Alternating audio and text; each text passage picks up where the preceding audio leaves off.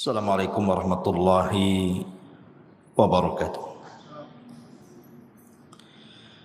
Alhamdulillah wassalatu wassalamu ala Rasulillah wa ala alihi wa sahbihi wa mawalah wa la hawla wa la quwwata illa billahi wa ba'du. Alhamdulillah, di pagi menjelang siang ini kita bisa kembali duduk di Masjid Nidaul Ilmi dalam rangka kajian rutin setiap Rabu jam 10, dan pembahasan di hari ini kita akan membahas seputar mukaffirat minadz-dzunub, hal-hal yang bisa menghapuskan dosa-dosa.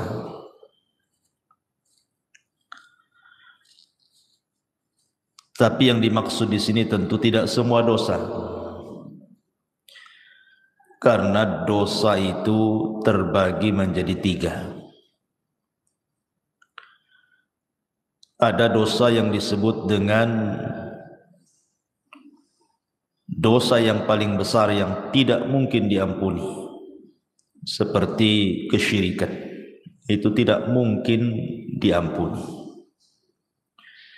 kecuali kalau dia bertobat. Karena itu berdasarkan nas Al-Quran, innallaha la yaghfiru an yushraka bihi wa yaghfiru ma duna dzalika liman yasha. Allah tidak akan mengampuni dosa orang yang menyekutukannya, dan Allah hanya mengampuni dosa selain itu. Yang kedua, ada dosa yang berkaitan dengan manusia, dan ini yang ditangguhkan ampunannya. Walaupun seseorang sudah meminta ampun kepada Allah Subhanahu wa taala, kalau belum mendapatkan keridhaan dan keikhlasan orang yang kita sakiti, kita zalimi, kita ambil haknya, kita rampas kehormatannya, dan begitu seterusnya, maka Allah Subhanahu wa taala tidak akan mengampuninya sampai ada kerelaan orang yang dizaliminya. Dan kalau dia sampai mati dan tidak kunjung pula mendapatkan kerelaannya, maka nanti akan terjadi qisas pada hari kiamat. Kemudian yang ketiga, inilah dosa antara kita dengan Allah Subhanahu wa taala. Inilah yang kita akan bahas, adalah dosa-dosa yang berkaitan kita dengan Allah Subhanahu wa taala selain syirik, ataupun dosa yang berkaitan dengan orang lain. Banyak perkara-perkara sebenarnya yang hanya dengan melakukan amalan-amalan tertentu, maka Allah Subhanahu wa taala dengan sendirinya akan mengampuni dosa-dosa kita. Bahkan ada amalan-amalan itu yang kalau dilakukan itu, walaupun dosa kita sebanyak buih di lautan, maka Allah Subhanahu wa taala akan mengampuninya. Seperti apa contohnya? Nabi sallallahu alaihi wasallam bersabda dalam sebuah hadis,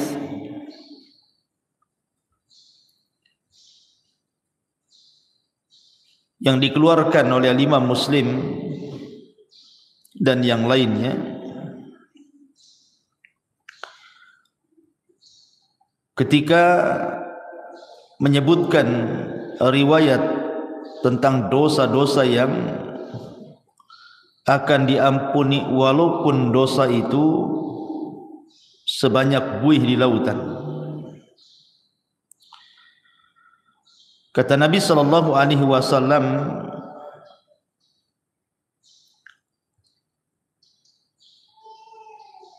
disebutkan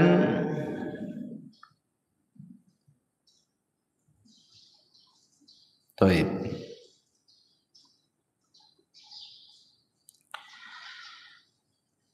Dari Himran dia mengatakan, falamma tawadda'a Uthman qala wallahi la uhaddithannakum hadithan wallahi laula ayah fi kitabillahi ma haddathtukumuhu inni sami'tu Rasulullah sallallahu alaihi wasallam yaqul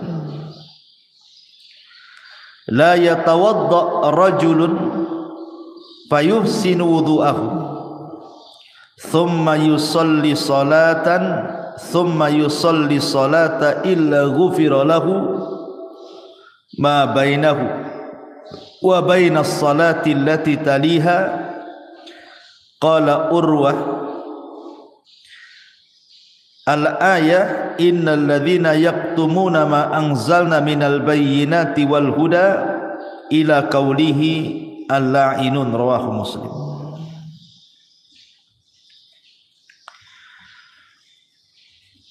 Dari Himran dia mengatakan, ketika Uthman ibn Affan radhiyallahu an, beliau melakukan wudu.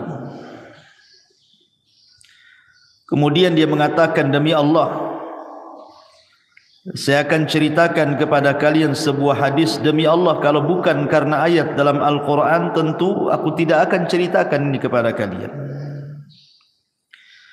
Aku mendengar Nabi SAW bersabda, tidaklah seseorang berwudu, kemudian memperbaiki wudunya, kemudian salat, maksudnya salat 2 rakaat wudu, kecuali akan diampuni antara dia dan jarak solat dia yang akan dilakukan setelahnya.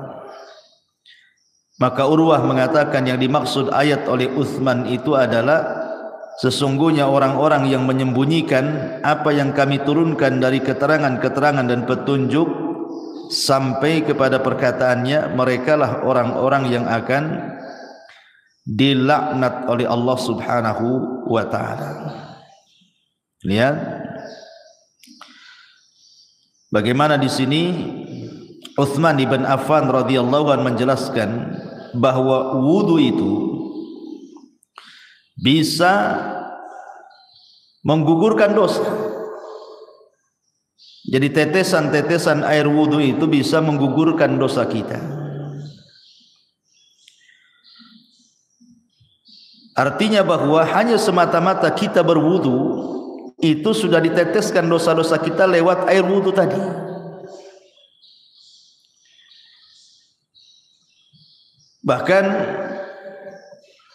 Nabi SAW juga mengatakan dalam riwayat Muslim dari Abi Hurairah radhiyallahu anhu, man sabbahallaha fi duburi kulli salatin thalathan wa thalathin wa hamidallaha thalathan wa thalathin wa kabbarallaha thalathan wa thalathin fatilka tis'atan wa tis'un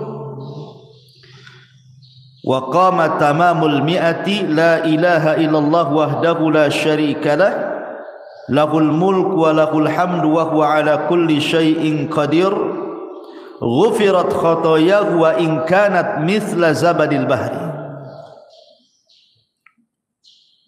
Jadi kalau seandainya wudu tadi Bu itu sudah menggugurkan dosa, semata-mata ibu wudu itu bisa menggugurkan dosa tuh dari air-air wudu itu. Kemudian ibu melaksanakan sholat wajib. Setelah sholat wajib itu kan ada zikir Bu. Lihat bagaimana keutamaan zikir ba'da sholat itu. Barang siapa yang bertasbih setiap selesai solat 33 kali, maksudnya ucapan subhanallah, kemudian mengucapkan alhamdulillah 33 kali, kemudian mengucapkan takbir Allahu Akbar 33 kali, maka jumlahnya 99 kali, digenapkan dengan la ilaha illallah wahdahu la syarikalah lahul mulk wa lahul hamdu wa huwa ala kulli syai'in qadir, kecuali akan dihapuskan kesalahannya walaupun sebanyak buih di lautan. Jadi jangan pernah meremehkan zikir setelah solat. Lihat bagaimana keutamaannya, luar biasa. Siapa yang bisa menghitung buih di lautan? Tidak ada. Tapi Nabi SAW mengatakan walaupun dosa kita seperti buih di lautan akan diampuni. Kemudian contoh yang lain dari Abu Hurairah radhiyallahu an, hadis ini disepakati Bukhari dan Muslim. Nabi SAW mengatakan man qala subhanallah wa bihamdi fi yaumin mi'ata marratin huttat khatayahu wa in kanat mithla zabadil bahri. Siapa yang melazimkan ucapan subhanallah wa bihamdi, kan mudah Bu ya, subhanallah wa bihamdi, sekali dengar saja hafal tuh. Fi yaumin mi'ata marrah, dalam satu hari itu 100 kali. Pamannya ibu bagilah, pagi berapa kali, siang berapa kali, sore berapa kali, malam berapa kali, pokoknya 100 kali dalam sehari. Tapi lihat pahalanya, maka akan dihapuskan kesalahannya walaupun seperti buih di lautan. Subhanallah, hanya mengucapkan subhanallah wa bihamdi 100 kali itu sudah menghapuskan kesalahan kita walaupun sejumlah buih di lautan. Atau contoh yang lainnya, hadis dari Abi Hurairah yang dikeluarkan oleh Imam An-Nasa'i dan Ibnu Hibban dalam sahihnya, man qala hina ya'wi ila firashihi la ilaha illallah wahdahu la syarika lah lahul mulk wa lahul hamdu wa huwa ala kulli syai'in qadir la haula wa la quwwata illa billahil aliyyil azim subhanallah walhamdulillah wa la ilaha illallah Allahu akbar ghufirat lahu dhunubuhu aw khatayahu wa in kanat mithla zabadil bahri. Siapa yang menuju pembaringannya sebelum tidur, maksudnya Bu, ibu baca la ilaha illallah wahdahu la syarikalah, tidak ada sembahan yang berhak disembah kecuali Allah, dialah semata yang tidak ada sekutu baginya. Lahul mulku wa lahul hamdu, baginya kerajaan, baginya pujian, wa huwa ala kulli syai'in qadir, dan dia atas segala sesuatu maha mampu. La haula wa la quwwata illa billahil aliyyil azim, tidak ada daya dan kekuatan kecuali milik Allah yang maha tinggi lagi maha agung. Subhanallah, maha suci Allah. Walhamdulillah, segala puji hanya milik Allah. Wa la ilaha illallah, tidak ada sembahan yang berhak disembah kecuali Allah. Wallahu akbar, dan Allah maha besar, kecuali akan diampuni dosanya atau kesalahannya walaupun kesalahan ibu itu sejumlah buih yang ada di lautan. Hanya membaca 1 kali ini saja loh sebelum tidur. La ilaha illallah wahdahu la syarikalah lahul mulku wa lahul hamdu wa huwa ala kulli syai'in qadir la haula wa la quwata illa billahil aliyyil azim subhanallah walhamdulillah wa la ilaha illallah Allahu akbar. Cukup menghapuskan kesalahan kita walaupun sejumlah buih yang ada di lautan. Subhanallah Bu ya. Lihat, sebenarnya amalan-amalan zikir seperti ini itu kan bisa kita lakukan, Karena zikir itu bisa dilakukan anak kecil, bisa melakukannya, orang remaja bisa melakukannya, orang dewasa bisa melakukannya, orang tua bisa melakukannya, laki-laki bisa, perempuan bisa, kapanpun bisa. Tidak harus mengeluarkan modal, yang penting dihafal, dibaca. Tapi lihat pahalanya, menunjukkan bahwa zikir itu amalan yang luar biasa.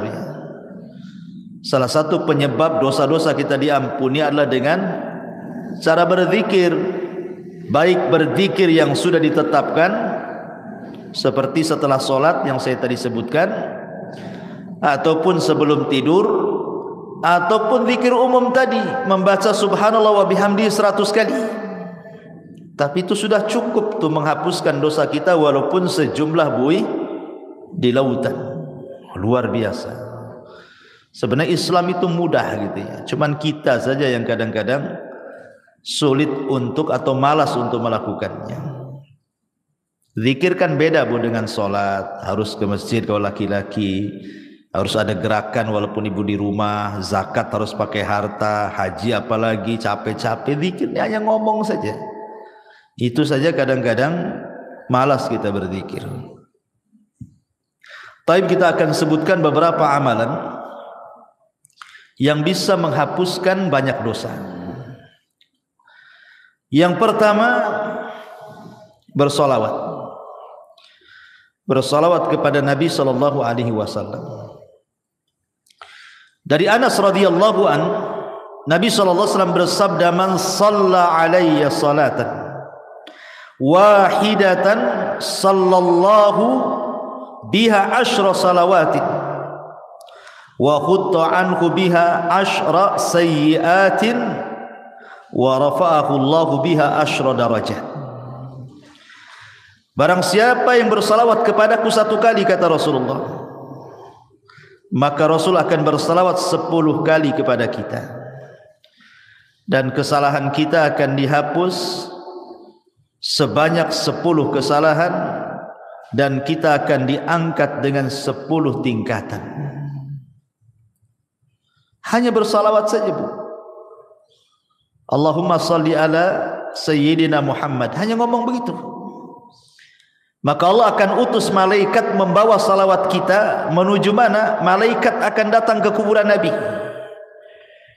Kemudian akan memberitahukan kepada Nabi kita bahwa ada di antara umatmu yang bersalawat kepadamu. Maka Rasul akan bersalawat 10 kali kepada kita. Subhanallah. Apalah sulitnya bersalawat? Sambil jalan dari sini pulang atau tadi dari rumah ke sini, Allahumma sholli ala Muhammad, kan enggak ada susah. Biasakan. Kalau bisa setiap ibu kaget itu yang dibaca. Karena saya di masyarakat itu aneh-aneh, kalau orang kaget apa pula yang diomongkan tuh. Ya. Bahkan saya punya kawan tuh, kalau kaget bilang jangkrik. Kan sayang gitu. Kaget saja jangkrik katanya. Ya Allah kan. Apa susahnya Allahumma sholli ala Muhammad daripada jangkrik yang disebut? Ya, jadi salawat itu 1 kali sudah menghapuskan 10 kesalahan dari kita, mengangkat lagi 10 derajat dari kita. Rasul pula bersalawat 10 kali kepada kita. Ini yang pertama. Yang kedua adalah al-istighfar. Astagfirullah, astagfirullah, kan itu Bu ya. Kan mudah itu istighfar, sambil sini jalan pulang itu kan bisa astagfirullah, astagfirullah gitu ya. Disebutkan dalam sebuah hadis Nabi sallallahu alaihi wasallam mengatakan, "Man lazimal istighfar ja'alallahu min kulli dzikin faraja." Siapa yang melazimkan baca istighfar, maka Allah akan jadikan kesulitannya lapang. Bahkan Nabi Allah Subhanahu wa taala berfirman, "Wa man ya'mal su'an aw yadhlim nafsah thumma yastaghfirillaha yajidillah ghafurar rahimah." Siapa yang melakukan kesalahan dan mendolimi dirinya, kemudian dia memperbanyak istighfar, maka Allah Subhanahu wa taala akan mengampuni dosanya, karena dia zat yang maha pengampun lagi maha penyayang. Dan lebih khusus lagi Rasul mengatakan, man istaghfarallaha fi duburi kulli salatin thalatha marrat faqala astaghfirullah alladzi la ilaha illahu al-hayyul qayyum wa atubu ilaih ghufira lahu wa in kana qad farra minaz zahfi. Barang siapa yang mengucapkan astaghfirullah setiap selesai salat 3 kali saja, astaghfirullah alladzi la ilaha illahu al-hayyul qayyum wa atubu ilaih, maka Allah akan ampuni walaupun dia membawa dosa pernah lari dari pertempuran. Lari dari peperangan itu, Bu, dosa besar. Enggak boleh orang lari dari peperangan itu, kecuali kalau musuhnya lebih banyak. Umpamanya lebih dari 3 orang, 1 melawan 3 orang, boleh lari. Tapi 1 melawan 2 orang enggak boleh lari. Sebab kalau lari dosa besar. Walaupun dia punya dosa besar, lari dari pertempuran, kalau dia istighfar 3 kali setelah sholat, Allah akan ampuni dosanya. Luar biasa. Ini yang kedua. Yang ketiga, salawatul khams, salat 5 waktu. Dari Abu Hurairah radhiyallahu an, Nabi SAW bersabda yang dikeluarkan Imam Muslim, as-salawatul khamsu wal jum'ati ilal jum'ati kafaratun lima bainahunna ma lam taghshal kabair. Salat 5 waktu dan Jumat ke Jumat adalah kafarah bagi dosa-dosanya selama dia tidak menenggelamkan diri dengan dosa besar. Sekarang ini, Bu, melakukan dosa kecil itu mudah sekali. Kalau dulu mungkinlah ya melakukan dosa kecil tetapi agak sulit gitu ya. Tapi kalau sekarang ini hampir tiap hari kita melakukan dosa kecil, Bu. Karena setiap kita ini punya handphone masalahnya. Terkadang di handphone itu kan nengok YouTube, nengok Facebook, nengok TikTok, ya kan? Atau apalah gitu ya. Terkadang nengok aurat di situ, entah laki-laki entah perempuan, ya, yang di iklan-iklan lewat gitu kan. Kadang-kadang yang lewat di iklan itu kan nggak pakai jilbab juga tuh. Kadang-kadang ada yang lagi sepak bola gitu kan, di atas lutut celananya itu kan aurat laki-laki. Kadang terlihat laki-laki, terlihat aurat perempuan hampir setiap hari. Entah di iklan, entah di apa gitu kan. Itu kan termasuk dosa kecil. Maka kalau seseorang kemudian melanggengkan solat 5 waktu, maka solat dari zuhur ke asar, asar ke maghrib, maghrib ke isya, isya ke subuh, subuh ke zuhur, itu di antara selang waktu solat wajib ke wajib berikutnya itu menghapuskan dosa. Bahkan di zaman Nabi ada seorang anak muda itu berkhalwat dengan seorang perempuan, tapi tidak melakukan zina, maksudnya zina benaran. Hanya mungkin ya pegang-pegang, peluk-peluk, cium-cium gitu saja kan. Tapi tidak sampai zina besar. Tapi di mata para sahabat, dosa yang seperti itu sudah dianggap dosa besar itu. Nyesel dia. Datang dia kepada Nabi. Rasul, saya sudah melakukan dosa besar katanya. Kenapa? Kata Rasul, tadi saya berkhalwat dengan seorang perempuan begini, tapi tidak sampai melakukan zina besar. Hanya berkhalwat saja. Kata Nabi SAW, hal sallaital asra ma'iya jama'atan. Apakah tadi engkau solat asar bersamaku jamaah? Kata anak muda ini, ya wahai Rasul. Apa kata Rasul? Idhab faqad ghafarallahu lak. Pergi kamu, Allah sudah ampuni dosamu. Kenapa? Karena Allah mengatakan innal hasanat yudhibna sayyi'at, bahwa kebaikan-kebaikan itu bisa menghapuskan keburukan. Baik, selanjutnya apa lagi? Sedekah. Dalam sebuah hadis yang dikeluarkan ataupun dari sahabat Hudzaifah bin Yaman, ketika Umar bin Khattab radhiyallahu an menanyakan kepada Hudzaifah soal fitnah yang akan terjadi di akhir zaman, Maka kemudian adalah yang kemudian Hudzaifah bin Yaman mengatakan, ana sami'tuhu yaqul, aku mendengar Nabi SAW bersabda, kata Hudzaifah, fitnatur rajuli fi ahlihi wa malihi wa jarihi tukaffiruha as-salatu was-siyamu was-sadaqah. Fitnah seseorang dari keluarganya, dari hartanya, dari tetangganya itu bisa digugurkan dengan salat, puasa dan sedekah. Jadi sedekah juga bisa menggugurkan dosa. Bahkan kalau seandainya sedekah itu dilakukan secara sirriyah, tidak terang-terangan, Bu, yang tahu hanya ibu dengan Allah Subhanahu wa taala saja. Gimana caranya, Ustaz, sedekah sirriyah itu? Oh, gampang. Sekarang kan di handphone itu sudah banyak tuh program SMS banking itu, Bu, ya. Kirim saja lewat SMS banking. Kemudian coret namanya, kan? Gak nampak tuh. Pengirimnya dicoret. Kan tidak ada yang tahu siapa pengirimnya. Sudah gitu saja. Tinggal konfirmasi. Ya, jangan dikasih tahu konfirmasinya. Kalau udah tahu nomornya, tahu pula dia, kan? Pakai nomor lain. Ya, jadi orang tak tahu yang dari sumbangan tuh. Makanya Nabi SAW mengatakan, sadaqatus sir tudfi'u ghadaba rabb. Bahwa sedekah yang tidak terang-terangan itu bisa menghilangkan kemurkaan Allah Subhanahu wa taala. Bahkan dalam riwayat, tudfi'ul khati'ah kama yudfi'ul ma'un nar. Bisa menghilangkan kesalahan seperti api bisa dipadamkan dengan air. Rawahu Tirmidzi. Jadi sedekah juga bisa menggugurkan dosa.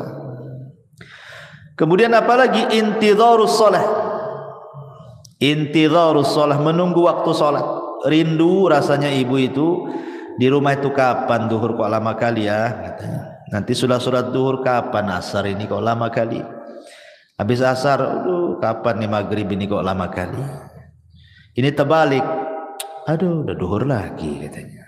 Nanti asar, cepat kali waktu ini, baru tadi itu sudah asar. Ah, itu sholat jadi beban bagi dia tuh kalau ngomong kayak gitu tuh. Tapi kalau orang rindu menunggu sholat dan ingin sholat kembali, maka Nabi SAW mengatakan, isbaghul wudu fil makari wa i'malul aqdam ilal masajid wa intidharus salati ba'das salah yughassilul khataya ghuslan. Sempurnakan wudumu ketika engkau susah untuk berwudu, entah airnya dingin, kayak sekarang kan lagi hujan terus nih di Batam nih, perasaan greges terus kan, Bu, ya, dingin-dingin terus. Apalagi datang subuh, nengok air kayak nengok es gitu ya. Tapi dipaksakan wudu, nah, itu namanya menyempurnakan wudu. Gak suka nyentuh air pun tetap dia berwudu. Ataupun melangkahkan kaki ke masjid, ataupun menunggu sholat setelah sholat, maka itu bisa mencuci kesalahan-kesalahannya. Hadis ini sahih ala syarti Muslim dan dikatakan oleh Syekh Albani sebagai hadis sahih. Jadi menunggu salat ke salat itu bisa menggugurkan dosa. Kemudian apalagi seseorang yang terkena penyakit ataupun seseorang yang dilanda kesulitan, kesedihan, masalah gitu ya. Kemudian dia sabar. Kata Nabi SAW dari hadis Aisyah radhiyallahu anha, ma min musibatin tusibul muslim illa kaffarallahu biha anhu hatta syaukata yusyakah. Rawahul Bukhari. Tidaklah sebuah musibah menimpa seorang muslim kecuali Allah Subhanahu wa taala akan jadikan itu kafarah bagi dia, penghapus dosa-dosanya. Sampai kepada duri yang menancap sekalipun kalau dia sabar. Umpamanya ibu nih jalan kaki, Dari sini tiba-tiba kok adalah yang nancap itu entah tusuk sate gitu ya, atau mungkin duri tanaman. Kemudian ibu merasakan sakit, tapi ibu tidak ngeluh, ibu sabar gitu ya. Alhamdulillah, mudah-mudahan ini jadi penghapus dosa gitu ya. Itu bisa menghapuskan dosa tuh. Ya. Tapi jangan ditusukkan, ambil peniti, tusukkan pula kan itu. Itu sengaja ditusuk-tusukkan. Tak boleh itu menyakiti badan. Karena badan ini milik Allah. Dari ujung rambut sampai kaki itu milik Allah, tidak boleh disakiti.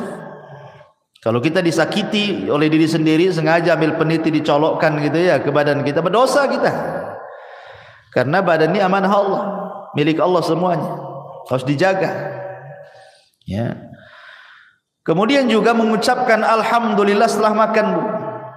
Ibu makan nih, makan apa saja, entah makan nasi, entah makan bakso, entah makan mie, entah makan apa sajalah ya. Yang penting setelah makan, ibu mengucapkan alhamdulillah. Man akala ta'aman thumma qala alhamdulillah. Barang siapa yang mengucapkan alhamdulillah setelah dia makan, maka ghufira lahu ma taqaddama min dzambihi wa ma ta'akhkhar. Dia akan dihapuskan dosa-dosanya yang telah dan yang berlalu. Subhanallah. Hanya mengucapkan alhamdulillah saja habis makan, Bu. Itu sudah bisa menghapuskan dosa, kan luar biasa. Apalah susahnya alhamdulillah habis makan. Ya. Kemudian juga ketika salat, Bu, ketika amin, ketika imam mengatakan ghairil maghdubi alaihim waladdallin, amin, ya gitu ya. Ketika imam mengatakan amin, nah, kita juga ikut tuh amin. Artinya aminnya imam dengan aminnya makmum itu harus sama. Jangan imam dulu baru makmum, tidak. Dengar imam waladzalin saja, langsung ibu amin. Jadi aminnya ibu dengan aminnya imam itu sama. Maka kata Nabi SAW, idza ammanal imam fa'aminu fa innahu man wafaqa ta'minahu ta'minal malaikati ghufira lahu ma taqaddama min dzambi. Lihat, apabila imam mengucapkan amin, maka aminlah. Maka barang siapa yang cocok antara aminnya ia dengan aminnya makmum, setara gitu ya, sama-sama, kemudian bertepatan pula dengan aminnya malaikat, maka akan diampuni dosa-dosanya. Coba ngucapin amin saja loh, diampuni dosanya, luar biasa. Ya, tapi yang benar, jangan kayak anak-anak amin, yang kayak gitu ya.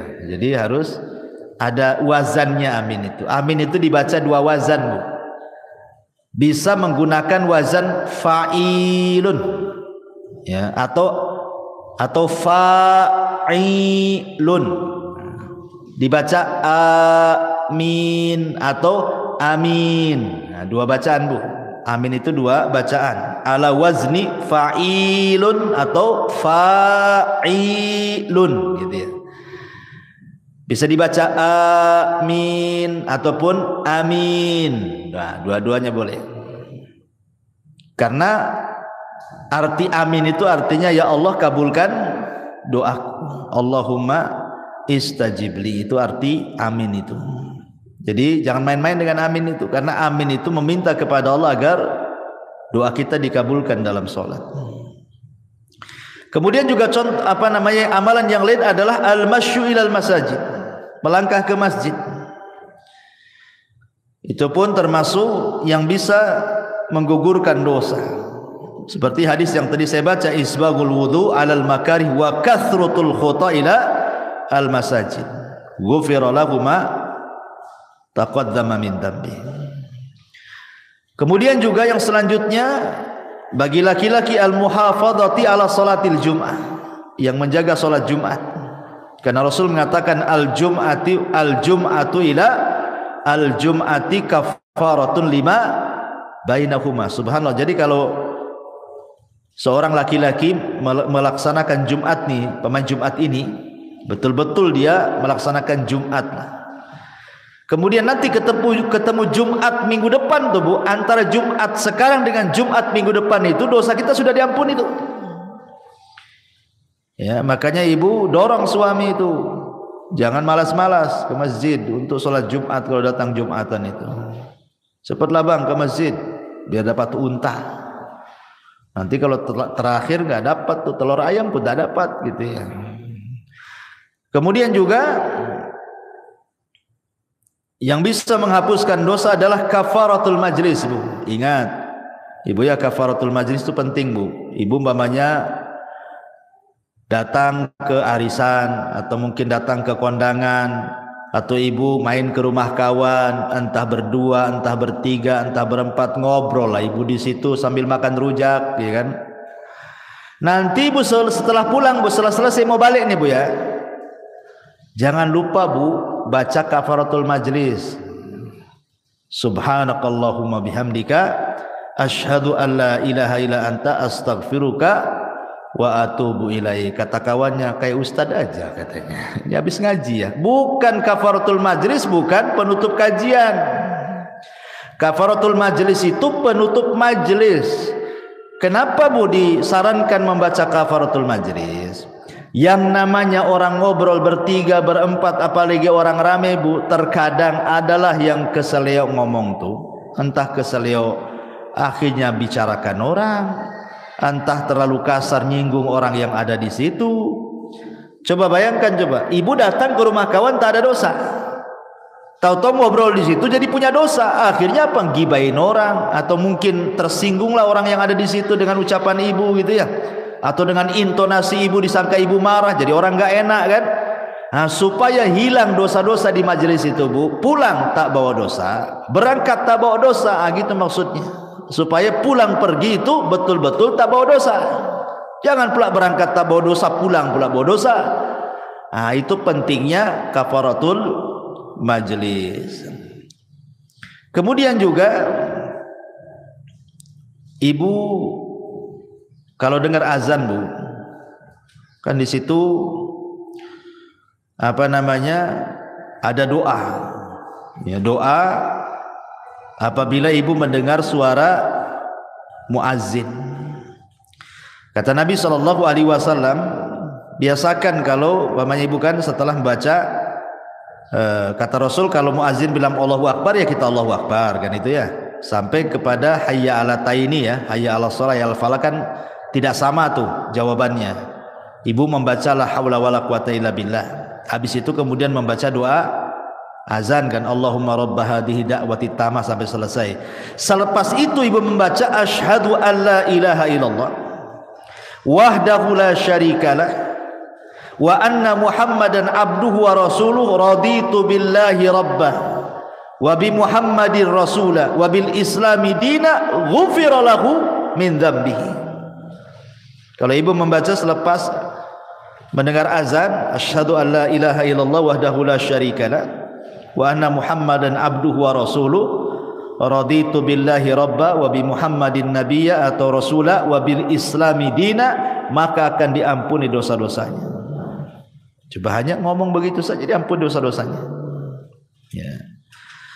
Kemudian juga at-tasamuh wal af, at-tasamuh wal af, memaafkan orang dan berlapang dada dari orang. Karena dalam sebuah ayat surah Al-Imran ayat 133 sampai 34, 134 Allah mengatakan, wasari'u ila maghfiratin mir rabbikum wa jannatin arduhas samawati wal ardu uiddat lil muttaqin. Bersegeralah kalian kepada keampunan Rabb kalian, karena sorga seluas langit dan bumi diperuntukkan untuk orang-orang yang bertakwa. Siapa orang yang bertakwa di sini? Alladzina yunfiquna fis sarra'i wadh dharra wal kadhiminal ghaid wal 'afina 'anil nas wallahu yuhibbul muhsinin.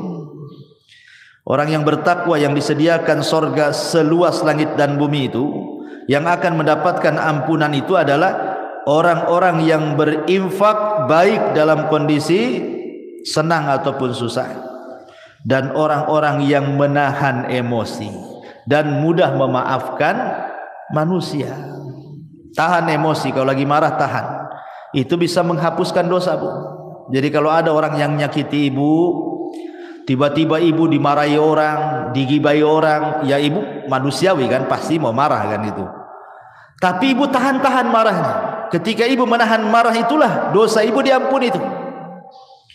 Apalagi sampai memaafkan. Kasih uzur, sudahlah, saya maafkan, memang dia gitu sih, biasalah dia gitu. Dimudahkan gitu ya, disederhanakan masalah, jangan dibesar-besarkan, nanti jadi tengkar. Itu saja bisa menghapuskan dosa. Kemudian yang lain juga bacaan tahlil, Bu, bacaan la ilaha illallah. Kata Nabi SAW, man qala la ilaha illallah wahdahu la syarika lahul mulku wa lahul hamdu wa huwa ala kulli syai'in qadir fi yaumin mi'ata marrah.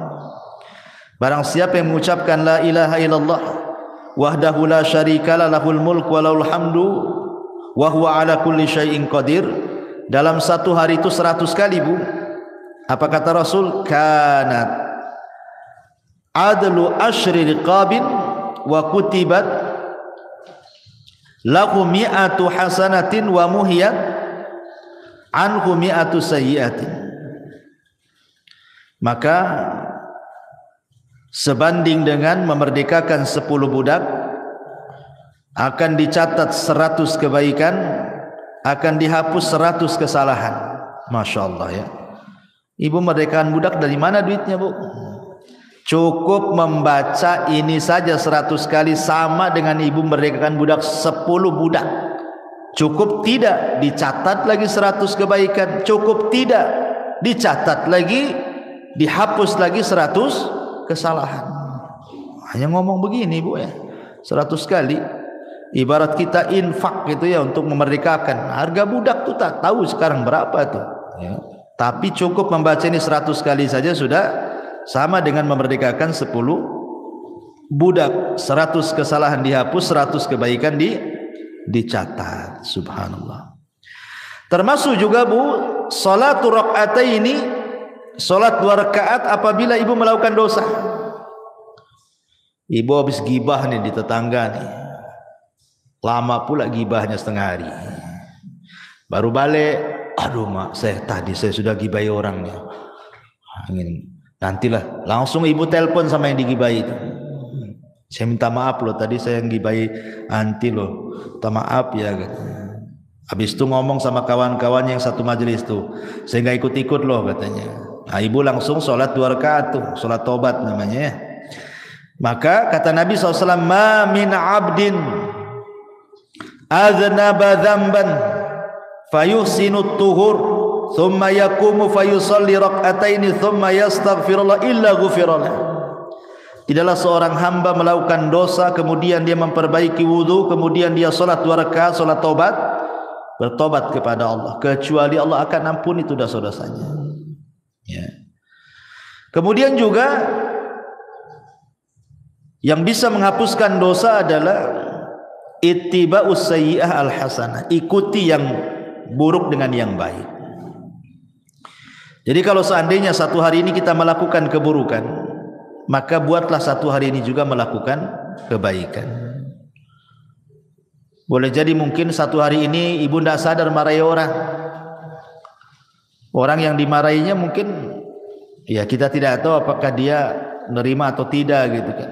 Tapi mungkin ibu melakukan hal yang sama. Buatlah kebaikan di situ juga. Kalau tadi marah-marah, sekarang ngomong yang baik-baik, yang santun-santun sama orang gitu ya. Jadi imbangi itu keburukan dengan kebaikan. Sebagaimana yang sering saya katakan, kalau ibu melakukan dosa yang tidak terang-terangan dalam satu hari ini 2 kali, maka lakukan juga amalan yang baik yang tidak terang-terangan 2 kali juga, supaya bisa menghapus kesalahan tadi. Karena Rasul yang mengatakan wa atbi'is sayyi'atal hasanata tamhuha, ikutilah yang buruk dengan yang baik. Yang baik itu pasti mengalahkan yang buruk. Innal hasanat yudhibnas sayyi'at, karena kebaikan itu bisa menghilangkan keburukan. Termasuk juga orang-orang yang mati syahid, orang-orang yang terlibat dalam perang gitu ya. Karena Rasul yang mengatakan Allah akan mengampuni dosa orang yang mati syahid apapun dosanya kecuali utang. Kecuali kalau dia punya utang lain, kata Rasul. Termasuk juga at-taubatus shadiqah, bertobat betul-betul sebelum matahari terbit dari barat ataupun sebelum nyawa di kerongkongan. Nah, itu bisa menghapuskan dosa. Termasuk juga puasa. Pertama puasa Asyura, puasa di bulan Muharram, tanggal 10 bulan Muharram. Kata Rasul, yukaffiru sanatal madiyah, menghapuskan dosa 1 tahun ke belakang, rawahu Muslim. Ataupun puasa Arafah tanggal 9 bulan Dzulhijjah umpamanya ya. Rasul mengatakan yukaffiru sayyi'atal madiyatal baqiyah. Kalau puasa tanggal 9 Dzulhijjah ini lebih hebat lagi pahalanya, dihapuskan kesalahannya setahun ke belakang dan setahun ke depan, luar biasa. Ataupun puasa bulan Ramadan. Nah, itu kalau Ramadan jelas-jelas Bu ya, puasanya, sholat malamnya, Lailatul Qadarnya, itu menghapuskan dosa semua tuh. Kata Nabi SAW, man shoma ramadanan wa fi riwayatin man qama ramadanan wa fi riwayatin man qama lailata qadrin imanan wa ihtisaban ghufira lahu ma taqaddama min dambi. Barang siapa yang puasa di bulan Ramadan, dalam riwayat barang siapa yang salat malam di bulan Ramadan, dalam riwayat yang lain barang siapa yang mendirikan Lailatul Qadar penuh iman dan mengharap pahala, maka Allah akan ampuni dosa-dosanya. Nah, ini juga perkara-perkara yang bisa menghapuskan dosa, termasuk haji dan umroh kalau ibu punya uang. Karena Nabi SAW yang mengatakan, man hajja lillahi falam yarfus walam yafsuq raja'a ka yaumin waladathu ummuhu. Siapa yang haji karena Allah Bu, bukan karena manusia, dia tidak mengeluarkan kata-kata kotor selama haji, tidak melakukan kemungkaran selama haji, kefasikan, kecuali pulang Bu seperti anak bayi. Anak bayi kan gak punya dosa Bu. Nah, itulah keutamaan orang haji, pulang saja gak punya dosa dia.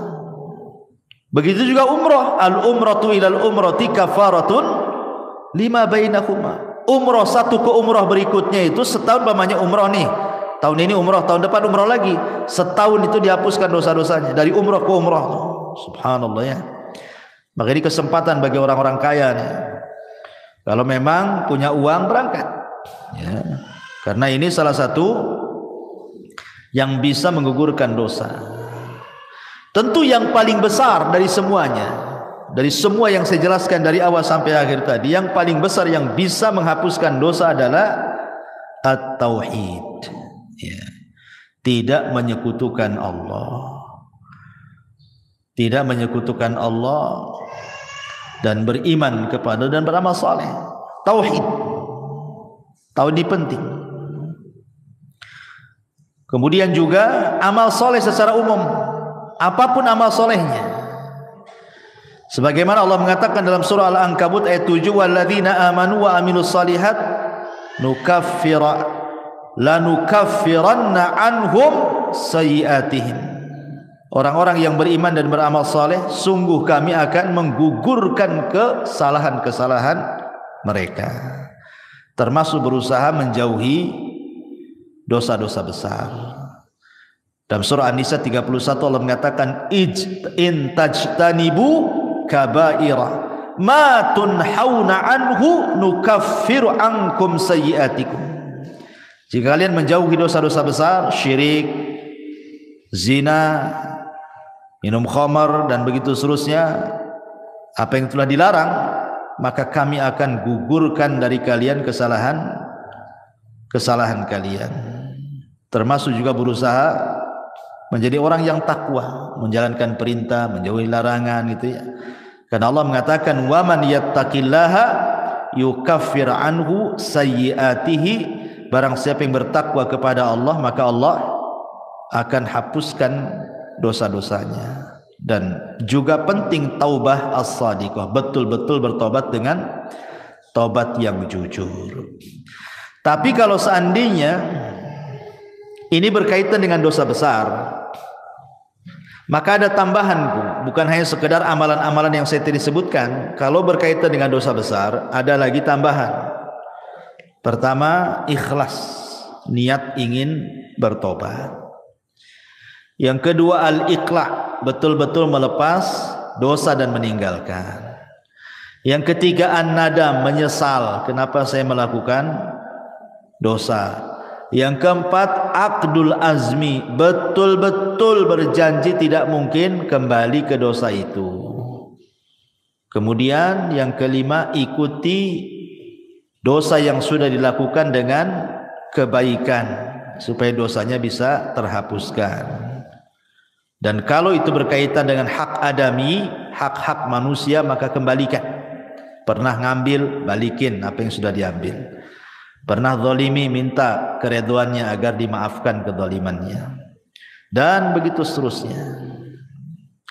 Ma'asyiral muslimat yang dimuliakan Allah Azza wa Jalla. Adapun tentang keutamaan taubat sendiri, bertobat kepada Allah Azza wa Jalla. Yang pertama, taubat itu menjadi penyebab Allah itu suka dengan kita. Makanya ada doa, Allahumma ij'alni minat tawwabin waj'alni minal mutatahhirin. Setiap kita habis wudu itu kan, ya Allah jadikan aku termasuk orang-orang yang bertobat dan termasuk orang-orang yang bersuci. Setiap wudu kita meminta kepada Allah seperti itu kan. Kenapa? Karena Allah mengatakan innallaha yuhibbu tawwabin wa yuhibbul mutatahhirin, karena Allah suka dengan orang-orang yang tobat dan suka dengan orang-orang yang bersuci. Ya. Yang kedua, bahwa tobat itu menyebabkan Allah mengampuni kesalahan kita dan menerima amalan kita. Dengan tobat itu Allah akan memaafkan kesalahan kita dan menerima amalan kita. Yang ketiga, dengan tobat itu kita diselamatkan dari neraka dan dimasukkan ke dalam surga, dan itulah keberuntungan yang sebenarnya. Faman zuhziha 'anil nar wa udkhilal jannah faqad faz. Siapa yang dikeluarkan dari neraka dan dimasukkan ke dalam surga, itulah keberuntungan yang sesungguhnya. Termasuk penyebab seseorang mendapatkan rahmatnya. Orang yang suka tobat itu, maka akan datang rahmat Allah.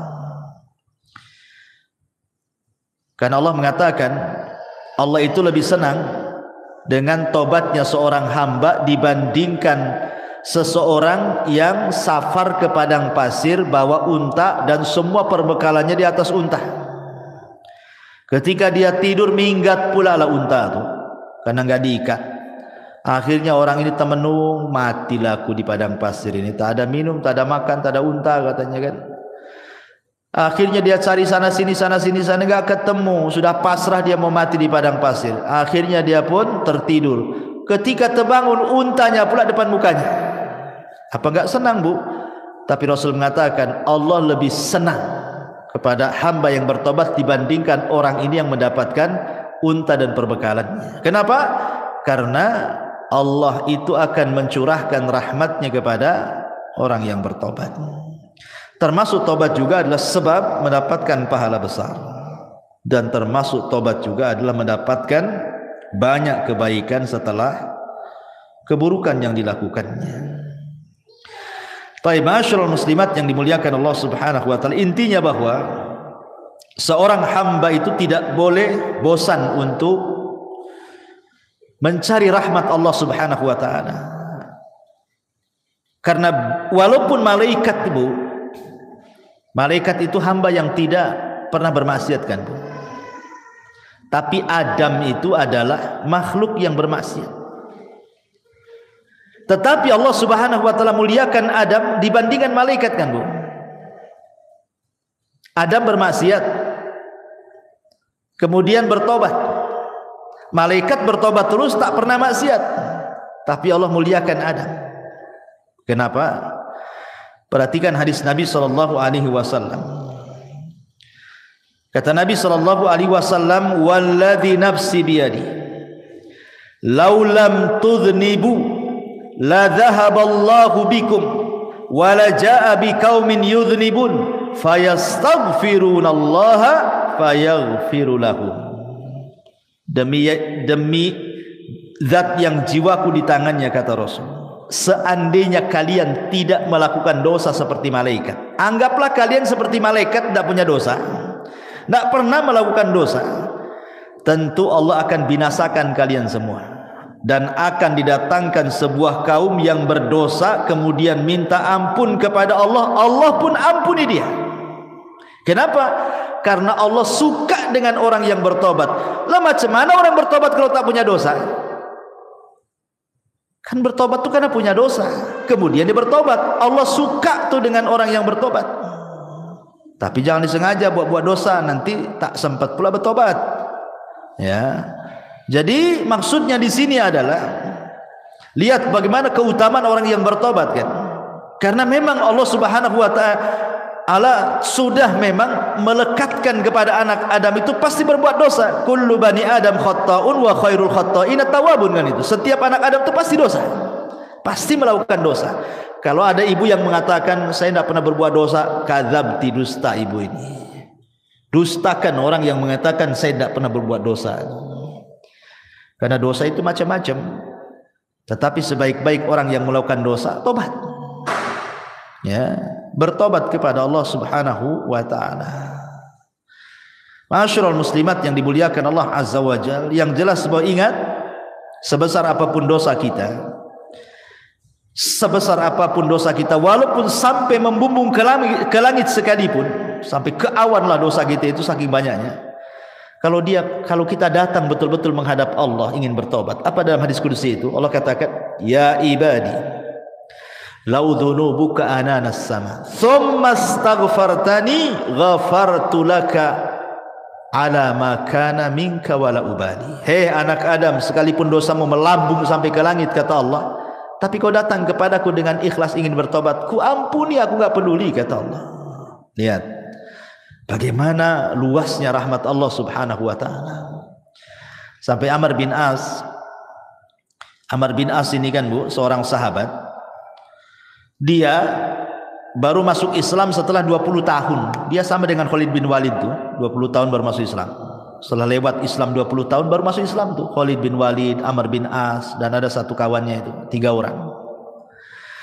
Khalid bin Walid langsung masuk Islam, berbaiat kepada Rasul. Amr bin As pula ragu-ragu. Kata Rasul, kenapa kau ragu-ragu, hai Amr? Apakah kau ragu-ragu dengan agamaku? Kata Rasul. Kata Amr, bukan itu wahai Rasul, aku ingin masuk Islam tapi ada syaratnya, kata Amr.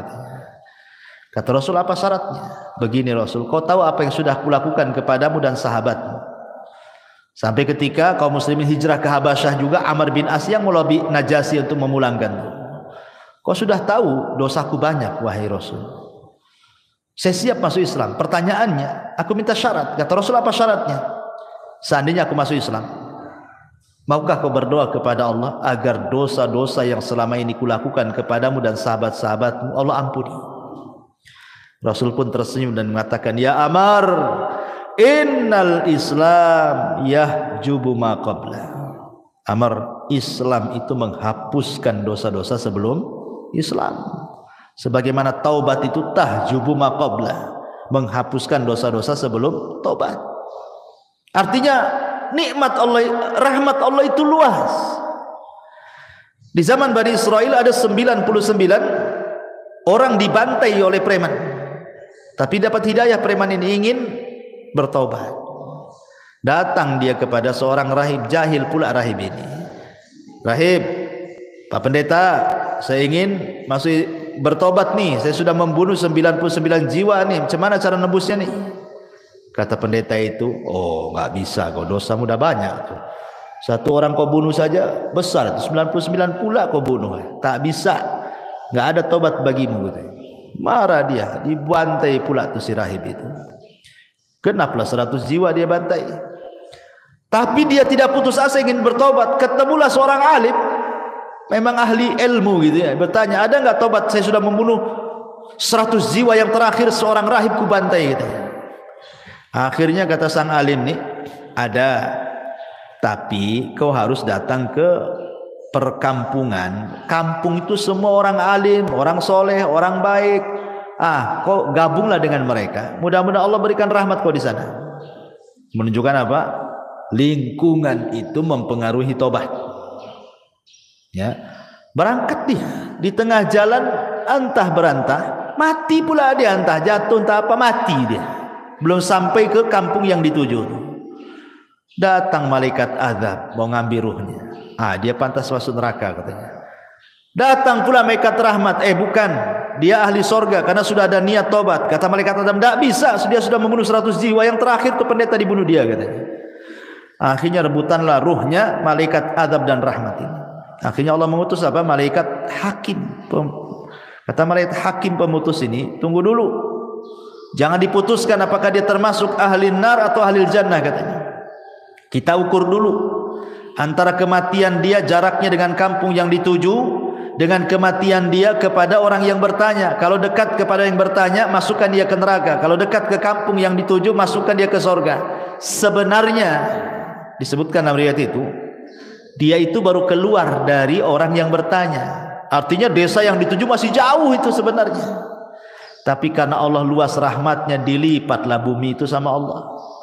Akhirnya didekatkan ke kampung itu. Padahal sebenarnya dekat ke yang ditanya karena baru keluar dari orang yang bertanya itu. Tapi karena rahmat Allah itu luas, dilipat bumi sama Allah, didekatkan ke kampung yang akan dituju bertobat.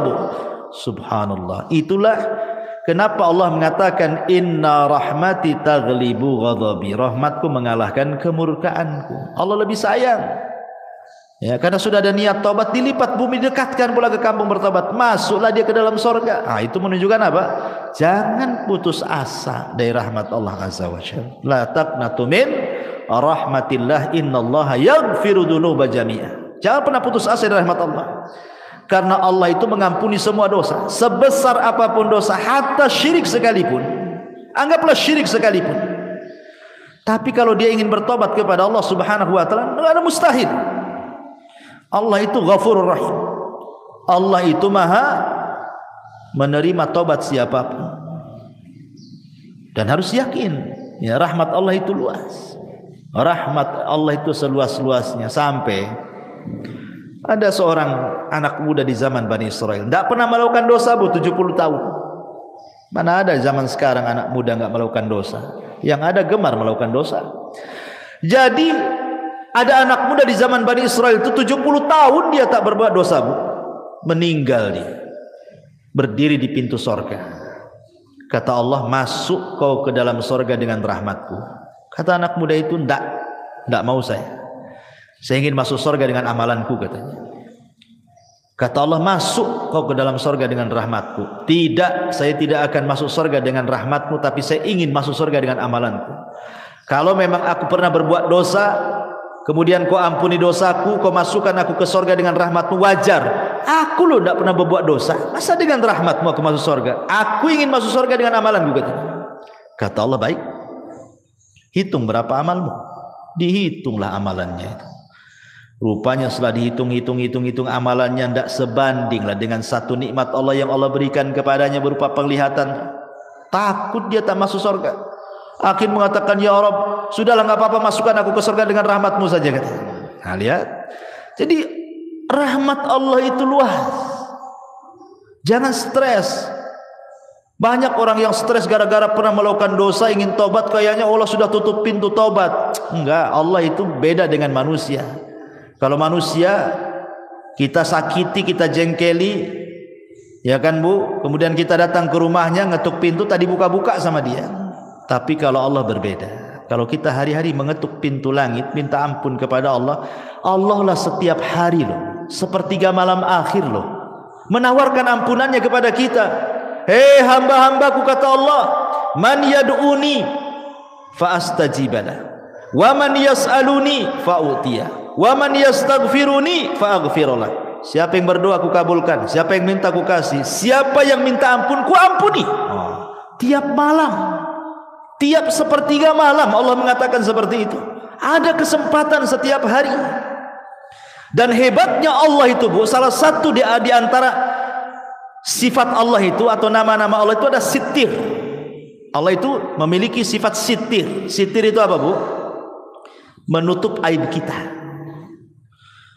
Kita melakukan dosa di malam hari, Allah tutup pula aib kita di siang hari. Kita melakukan dosa di siang hari, Allah tutup aib kita di malam hari. Kurang apa Allah itu coba? Sudah kita berbuat dosa kepada Allah, Dia pula tutupi aib kita. Karena mulianya manusia itu karena ditutup aibnya sebenarnya. Coba kalau seandainya orang itu dibongkar aibnya, Bu, nggak ada orang menghormati orang itu, pasti meletakkan pasir semua di atas kepalanya. Imam Ahmad saja ngomong begitu. Ketika murid-muridnya datang kepada Imam Ahmad lagi belanja tuh di pasar tuh. Kata murid-muridnya, "Ya Imam, biar kami bawa barang-barangmu ke rumah. Kau jalan kaki saja. Kau kan guru kami," katanya. Kata Imam Ahmad, "Enak saja kau ini," katanya. "Kau kan nggak tahu aibku saja," kata Imam Ahmad.